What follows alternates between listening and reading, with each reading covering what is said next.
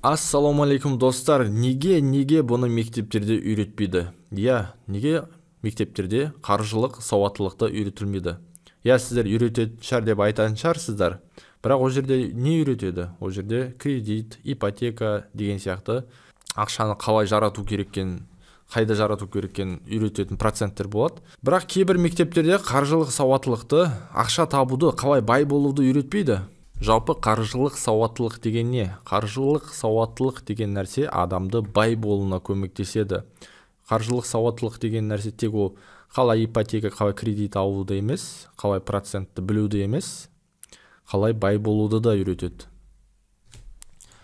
Яғни қаржылық сауаттылық кейбір адамдарға керек емес. Яғни қаржылық сауаттылығы бар адам ол бай болады, Құдай қаласа. Және ол бай адамдар кейбір адамдарға керек емес. Бай адамдарды құлдық санада ұстау өте қиын. Бай адамдарды өзінің күшімен жүргізу өте қиын. Яғни қаржылық сауаттылық біреулерге үйретілмейді. Оның үйретілмеуінің себебі кейбір жағдайда, яғни қаржылық сауаттылық жоқ адам басқару оңай. Ол адам не істейді?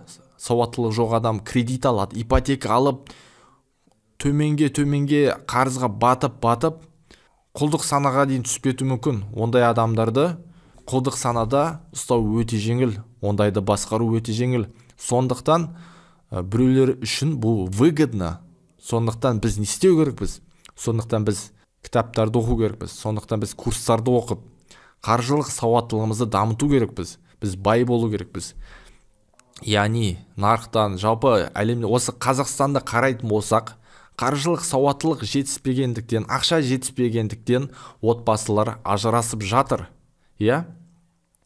Неге ажырасады? Өйткені ақша жетпейді, қаржылық сауаттылық болмағандықтан қиналады.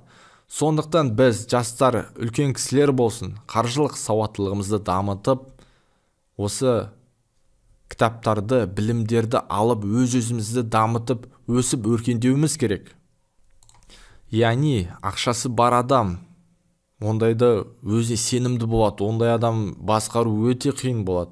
Сондықтан біз бай болу керекпіз. Байлық адамға көмектесу үшін де бай болу керекпіз.